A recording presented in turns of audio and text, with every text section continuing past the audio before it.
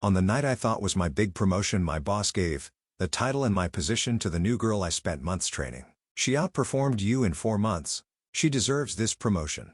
I smiled politely and raised my glass with them, then counted the hours until Monday's fallout began. The restaurant hummed with soft music, hushed conversations, and the occasional clink of crystal glasses. Golden lights shimmered against dark wood panels, casting a warm glow over the long table where my team sat, laughing, eating, and celebrating. Tonight was supposed to be my night. For 6 years, I had poured everything into this company, staying late to clean up crises, smoothing over client disasters, training every new hire who walked through the door. I wasn't just an employee, I was the safety net they all leaned on. And my boss, Steven, made sure I knew it. "You're next in line, Kathy," he'd said just last month. "Keep this up and the senior project manager title is yours." So when the quarterly results party was announced, I knew tonight would be it. I imagined it 1,000 times, the announcement, the applause, the feeling of finally being seen. I glanced around the table, trying to calm the butterflies in my stomach. The team was in high spirits, celebrating a massive project success, one I had led from start to finish. At the head of the table, Steven stood, raising his glass and tapping it gently with a spoon. The chatter faded. My heart raced. "Tonight," Steven began, flashing his signature confident smile, "I want to recognize someone who's proven to be an incredible asset to our company. Someone who stepped up, delivered beyond expectations and showed extraordinary leadership." He paused, sweeping the room with his eyes.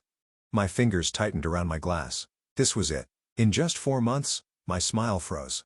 Steven turned toward Madison, the new hire, the girl I had trained personally, the one fresh out of college who hadn't even learned the client system before I spent weeks walking her through every detail. "Madison," Steven beamed, "you've outperformed every expectation. Your creativity, energy, and fresh perspective have made a huge impact on this company. I'm proud to announce your promotion to senior project manager." The room erupted into cheers and applause. I sat motionless. The congratulatory smiles, the clinking glasses, the pats on Madison's back, it all blurred around me. I forced a smile onto my face, lifted my glass and toasted with them. Of course Madison deserved it. 4 months in, and apparently she had done more than I had in 6 years. I caught Steven's eye. He gave me a wink. "And of course, Kathy," he said loudly, "you've been such a valuable team player. We're all grateful for your dedication." Team player. The polite pat on the head for the loyal workhorse. I swallowed hard and raised my glass again. "To Madison," I said brightly, "congratulations." Steven smirked, taking a sip. "Maybe you'll learn a thing or two from her, Kathy." A few people chuckled. Even Madison gave a soft, awkward giggle. I laughed too. What else could I do? "'Cause a scene? Ask him why he dangled a promotion in front of me for months only to humiliate me like this?" "No." I smiled, drank and kept my composure. But inside me, something cracked. As the night wore on, I played the part, laughing, chatting, raising my glass when expected, but every smile felt thinner. Every polite nod more mechanical. The storm inside me grew louder with each passing toast. When the dinner finally ended, I stepped out into the cool night air. The city lights blurred as I stared down at my phone. My hands trembled, not from anger, but from something deeper. Calm. Controlled. Strategic. I opened a new email draft. Subject: resignation. Effective. Immediately, I typed the words slowly, savoring each one. "Dear Steven, please find my formal resignation attached. Effective Monday morning. Best, Kathy." I stared at the screen for a heartbeat and pressed send. A strange peace washed over me. For the first time in years, I wasn't afraid. But I wasn't done yet. I slipped my phone into my purse, squared my shoulders and smiled. A real smile this time. On Monday, Steven would realize what happens when you push the wrong person too far. And I couldn't wait to watch his world fall apart. Monday mornings at the office always carried a certain buzz. Coffee brewing, keyboards clacking, the low hum of chatter in the break room. But that morning, as I walked through the glass doors of Halston and Company, the air felt different. I moved with slow, deliberate steps, taking in every familiar sight, the receptionist flashing her usual too bright smile, the interns scurrying around with clipboards, the soft hum of printers in the background. But today wasn't business as usual. Because today, sitting in Steven's inbox, was my resignation letter. I passed Madison near the coffee station. She flashed me a chipper smile. Her freshly printed senior project manager badge clipped to her blazer like a prize ribbon. "Morning, Kathy," she chirped, almost too cheerfully. I smiled back. "Morning." She hesitated for half a second, maybe sensing something in my tone, before turning away. I took my time settling in at my desk. Neat as always. Every file precisely organized. I logged into my computer, responded to 2 client emails, and printed out a final set of project reports. Reports that, after today, would be someone else's problem. And then, right on cue, Steven's door swung open. "Kathy," he called, his voice sharper than usual. "My office now." The room fell into a hush. Heads lifted over cubicle walls, coffee cups paused mid-sip. I stood up slowly, smoothed the front of my blouse, and walked toward his office with the calm of someone walking toward a victory, not a confrontation. When I stepped inside, the door clicked shut behind me. Steven sat at his desk, my resignation letter printed out neatly in front of him. His confident smirk from Friday night? Gone. He looked rattled. "You're resigning?" His voice was low, incredulous. I sat down across from him, folding my hands neatly on my lap. "Yes." "Effective immediately." Steven leaned forward, shaking his head slightly. "Kathy, come on. This is sudden. We didn't even discuss this. I mean, why?" I gave a soft, almost amused chuckle. "We didn't discuss Madison's promotion either. But here we are." His jaw flexed, a tiny flicker of irritation breaking through. "That wasn't personal," he said quickly. "She just outperformed you. After 4 months," I said, tilting my head. "But sure, if that's what you believe." Steven's gaze dropped to the letter. He tapped it with his pen, tapping harder than necessary. "You've been with this company for 6 years, Kathy. You're an important part of this team. I don't want to lose you." I held his eyes for a long moment, searching for even a flicker of sincerity. There wasn't any. Just fear. "You don't want to lose me?" I echoed softly. "But you had no problem overlooking me for a promotion I earned. No problem watching me get humiliated at my own celebration dinner. And no problem telling me to learn a thing or two from someone I trained." His mouth opened slightly, but I wasn't finished. "You made your choice, Steven. And I've made mine." He exhaled slowly, gripping the edge of his desk. "Kathy, listen. Maybe I made a mistake. Maybe I should have handled things differently. But resigning out of nowhere? This isn't the smart move. You're making an emotional decision." I smiled, but there was no warmth in it. "I sent that email on Friday night. If this was just emotion, I would have stormed out right then. But I didn't. I waited. And now, I'm walking out on my terms." His eyes narrowed slightly, the calculating look of a man used to having the upper hand. "So, what's your plan?" he asked, his tone turning sharp. "Run to one of our competitors? Because don't forget, you signed a non-compete agreement." I gave a soft laugh. "Oh, Steven, I don't need to go to a competitor," I said, standing up smoothly. "While you were busy ignoring me, someone else wasn't." His eyes darted up. "What are you talking about?" I leaned in slightly. "You remember Daniel Rhodes, the COO you pushed out last year?" Steven's expression darkened. "Daniel? He's starting his own firm. He offered me a director-level position months ago. I turned it down back then. I was loyal, but Friday night changed everything." I met his stunned gaze head-on. "I called him after the party. I accepted." For a moment, Steven said nothing, just stared like he was trying to process it all. "You're leaving for Daniel's firm?" he finally asked, his voice tight. I nodded. "I start next Monday." His shoulders stiffened, his carefully crafted confidence cracking. "Kathy, be reasonable. We can work something out. Let's talk about this." I gave a slow shake of my head. "I don't want to talk. This is final." And with that, I turned toward the door. Just before I stepped out, I glanced over my shoulder. "You know, Steven, it's funny how people only realize someone's worth when they're walking away." Then I walked out, leaving him alone with the consequences. I didn't look back. When I stepped out of Steven's office, the entire floor had gone unnervingly silent. I felt every pair of eyes on me, the curious glances over cubicle walls, the subtle shifts in posture as if people were trying not to stare but couldn't help themselves. I walked back to my desk with measured steps, letting the hush follow me like a shadow. No one spoke. Not yet. I sat down, opened my laptop, and drafted a simple direct email to the leadership team. Subject: official resignation notice, effective. Immediately, I am stepping down from my position at Halston & Company, effective today. It has been an experience I will not forget. Best, Kathy. I reread it once. Professional, brief, but the message underneath was loud and clear. I hit send. Seconds later, the first whispers began. "Kathy resigned? Did you hear? Is this for real?" The wildfire was spreading and I didn't have to do a thing to fuel it. I started packing up my things, moving with quiet efficiency. No rush, no panic, every motion deliberate. Folding a sweater, sliding a photo frame into a box, unplugging my charger. I was halfway through when Rachel, one of the few people I genuinely respected in this place, appeared at the edge of my desk. Her eyes were wide, her voice low. "Kathy, is it true?" I met her gaze and gave a small smile. "Yeah, it's time," she exhaled, shaking her head. "Wow. I get it. After Friday? But still, I didn't think you'd actually leave." I glanced toward Stephen's office, the door now firmly shut. "Neither did he," I said softly. Rachel let out a half laugh, half sigh. "He's an idiot. Everyone here knows you deserve that promotion." A few other co-workers had started hovering nearby, pretending to sort files or check emails. Subtle, but not subtle enough. They were listening, even Madison. She peeked over from her desk, her eyes darting between me and Stephen's door. There was a hesitation in her gaze, a mixture of guilt, confusion, and something close to regret. For a split second, it looked like she wanted to come over, say something, but she didn't. And honestly, I didn't care anymore. I smiled at Rachel. "Don't worry, I'll be fine." She gave a small nod, her expression softening. "I know you will. And honestly, good for you." I returned to packing the last of my things. And then, my inbox pinged. Urgent meeting request. Stephen's subject. "Let's talk time." 15 minutes from now. I stared at the message for a long moment. Desperate men do desperate things. I took my time walking back to his office. When I stepped inside, the door closed behind me with a quiet click.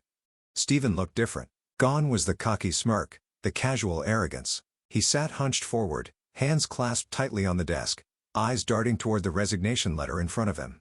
"Kathy?" he started, voice measured. "Let's talk about this." I sat down across from him, folding my arms lightly. "Talk about what?" He sighed. "You're making a rash decision. You've built something here. We can fix this. I'll match whatever Daniel's offering you. Salary, position, whatever you want." I tilted my head slightly, studying him. "You don't even know what Daniel's offering me. Does it matter?" He shot back.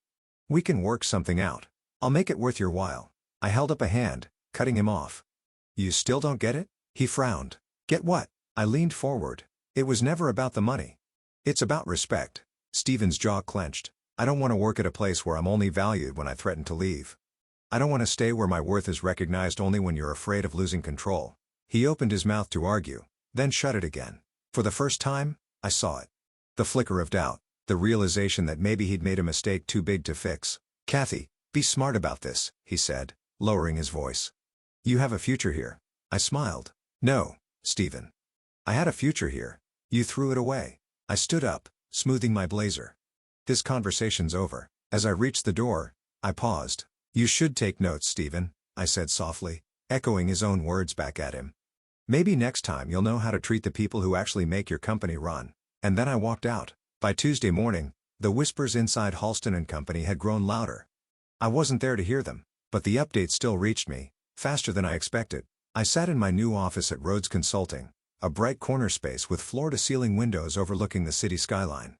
My name was already on the door. Kathy Reynolds, Director of Operations. I hadn't even unpacked the last of my files when my phone buzzed with a message.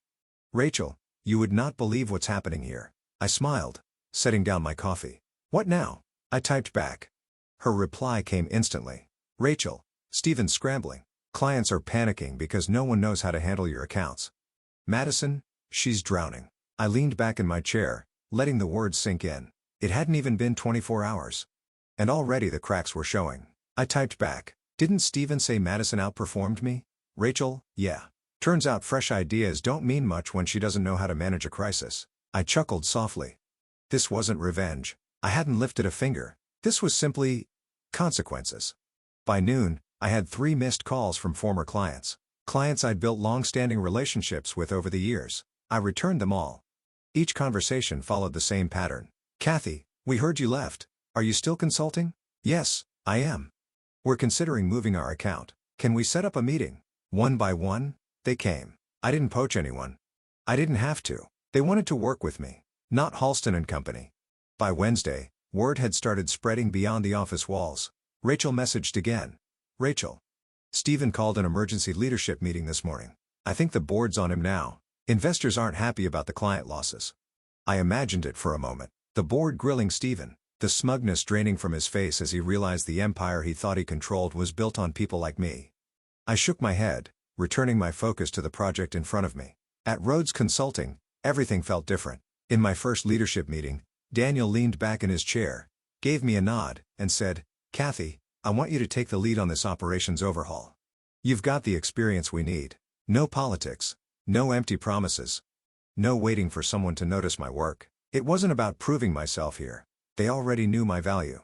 By Thursday, another client reached out, one of Halston's biggest. I was reviewing strategy documents when my assistant poked her head into my office. "Kathy, you've got a call. Dawson and Company. They said they used to work with you at Halston." My eyebrows lifted. "Put them through." A familiar voice crackled on the line. "Kathy?" Mark Dawson greeted warmly. "Heard you've moved. Let's talk." A slow smile spread across my face. "Of course, Mark. What can I do for you?" Another account shifted. Then another. By Friday afternoon, Daniel dropped by my office, grinning. "3 major accounts this week? Not bad for your first 5 days." I laughed, shaking my head. "Guess people are tired of being overlooked." He gave me a knowing look. "So were you." I nodded. "Yeah. But not anymore." That evening, as I packed up for the weekend, another message from Rachel lit up my phone. "Rachel. Steven's losing it. Madison can't handle the pressure. The board's furious. Investors are pulling back. This place is falling apart." I stared at the message. A strange mix of emotions washing over me. I hadn't wished failure on anyone. But this was the result of arrogance. Of thinking people are replaceable. Steven underestimated me. Overestimated himself. Now, he was learning the hard way. And I was exactly where I belonged. Surrounded by people who valued me. Building something real. I slipped my phone into my bag, smoothed my blazer, and walked out into the evening air. No bitterness. No regret. Just peace. And maybe, just maybe, a quiet sense of justice. Friday afternoon was quiet at Rhodes Consulting. Most of the team had already left for the weekend, their laughter echoing faintly down the halls as I organized the last of my notes for Monday's leadership meeting. I was reviewing a proposal draft when my inbox pinged. I almost ignored it, but then I saw the sender. Stephen Harper subject. "A proposal." I raised an eyebrow, opened it. "Kathy, I'd like to discuss a possible arrangement. I believe we can find a solution that benefits both of us. Let me know when you're available next week for a meeting. Looking forward to hearing from you, Stephen." I stared at the screen for a long moment, a soft laugh escaping my lips. So, this was what desperation looked like. The same man who had dismissed me, humiliated me, and told me to learn a thing or two from Madison, now wanted to discuss an arrangement. I closed my laptop slowly, letting the irony settle over me like a warm breeze. For the first time in 6 years, I was the one holding all the power. I crafted my reply carefully. Calm, professional, in control. "Stephen, I'm available for a brief meeting Monday at 10 a.m. Please let me know if that works for you. Best, Kathy." No rush. No eagerness. I hit send and leaned back in my chair. I wasn't walking into that meeting to negotiate. I was walking in to watch him squirm. Monday morning came crisp and clear. I walked into Halston and Company's lobby with a confidence I hadn't felt in years. The receptionist's smile faltered when she saw me, caught between greeting me and wondering if I was a ghost. I gave a polite nod and walked past her. The whispers started almost immediately. "Is that Kathy? Why is she here?" I didn't flinch. Stephen was waiting in his office, the door slightly ajar. When I stepped inside, I almost didn't recognize him. The man who had once been the definition of smug authority now looked pale, drawn, dark circles under his eyes, hands fidgeting with a pen that clicked over and over in his grip. "Kathy," he said, forcing a smile. "Thanks for coming in."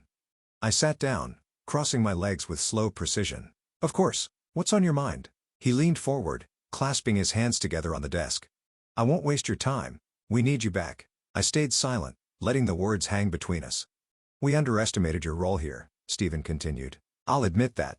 But we can make this right. If you come back, I'm prepared to offer you a substantial raise, a senior executive title, and full decision-making authority over your department." He sat back, clearly expecting me to be impressed. I wasn't. I tilted my head slightly. "So let me get this straight. You had 6 years to recognize my value. 6 years to promote me. 6 years to treat me with respect." I paused, watching his jaw tighten. "But instead, you gave my promotion to someone with 4 months of experience and told me to take notes." He looked away, lips pressed into a tight line. "And now, after losing key clients, watching your company unravel, suddenly you realize how valuable I am?" He opened his mouth, but nothing came out. I gave a soft, almost pitying laugh. "That's what I thought, Kathy." He tried again, leaning forward. Voice low and urgent. "Be smart about this. You've built a future here. You want to throw all that away for some startup that might not even survive?" I smiled. A real one this time. That startup is being run by people who value my contributions. And I'd rather bet on myself than stay somewhere I'm only appreciated when I'm halfway out the door. His eyes darkened, his grip tightening on the pen. Kathy. We can fix this. I stood up, smoothing my blazer. No, Stephen. You broke it. I turned to leave, pausing just at the door. You should have thought about this before you handed my future to someone else. I met his eyes one last time. Maybe next time you'll learn to value the people who actually make your company run. And I walked out, feeling lighter with every step. I didn't look back. 2 weeks passed before I heard the news. It came on a quiet Friday afternoon, just as I was wrapping up a client strategy session at Rhodes Consulting. My phone buzzed on the corner of my desk, Rachel's name flashing on the screen.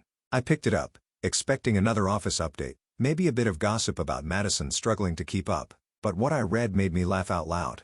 Rachel, Stephen just got fired. The board forced him out this morning. They couldn't recover from the client losses. I stared at the message for a moment, letting it sink in. Stephen, fired. The man who had once believed he was untouchable, the king of Halston and Company, was gone. Not because I'd sabotaged him, not because I'd plotted revenge, but because he underestimated the wrong person. And now, his own choices had come full circle. I typed back. Guess they finally realized some people aren't replaceable. Rachel's reply came with a laughing emoji. Couldn't have happened to a better guy. I set my phone down. A quiet sense of peace settling over me. This wasn't about revenge. It never had been. This was about respect. About standing up when you're overlooked, underestimated, and treated like you're disposable. Stephen thought people like me would always stay. Grateful, loyal, silent. But here's the truth nobody tells you. Sometimes, walking away is the most powerful move you can make. By Monday morning, the fallout from Stephen's departure had rippled through the industry. I heard it on client calls, at networking events, even in passing conversations at the cafe near our office. Halston? They're losing people left and right. I heard their board force the CEO out. Apparently, their best accounts jumped ship. And in every whisper, my name surfaced. Not in scandal, not in anger, but in quiet respect. Kathy Reynolds. The one who walked away, and didn't look back. At Rhodes Consulting, things thrived. Our client roster nearly doubled in a month. Daniel brought me into high-level strategy meetings. And for the first time in my career, I wasn't fighting to be heard. People listened. People respected me. People trusted me. I wasn't chasing validation anymore. I'd earned it. One afternoon, as I stepped into a leadership roundtable, Daniel caught me at the door. Got a second? Of course. He gave me a small, knowing smile. Stephen called me. I blinked, surprised. Really? Daniel nodded. Wanted to see if there was a place for him here. Said he admired what we were built in. I raised an eyebrow. And? Daniel shrugged, almost amused. I told him we don't have room for people who don't value their team. I let out a quiet laugh. Good call. Daniel nodded once more. And Kathy, I'm glad you're here. You've been a game changer. I met his eyes and offered a genuine smile. Thank you. I'm exactly where I'm meant to be. And for the first time in years, I truly believed it. Looking back now, I realized that Stephen never really understood leadership. He thought it was about control. About power. About sitting at the top while everyone else carried the weight. But leadership isn't about control. It's about trust, respect, and valuing the people who help you succeed. The ones who show up early, stay late, fix the problems no one else sees, and never ask for applause, because when you fail to see them, eventually they'll stop waiting for you to notice. And when they walk away, you'll find out the hard way. They were never the ones who needed you. You needed them. I packed up my things for the day, stepped outside into the crisp evening air, and smiled to myself. This wasn't just the end of a chapter. It was the start of something entirely new. And this time, I wasn't waiting for anyone to hand me a seat at the table. I'd built my own, and I wasn't looking back.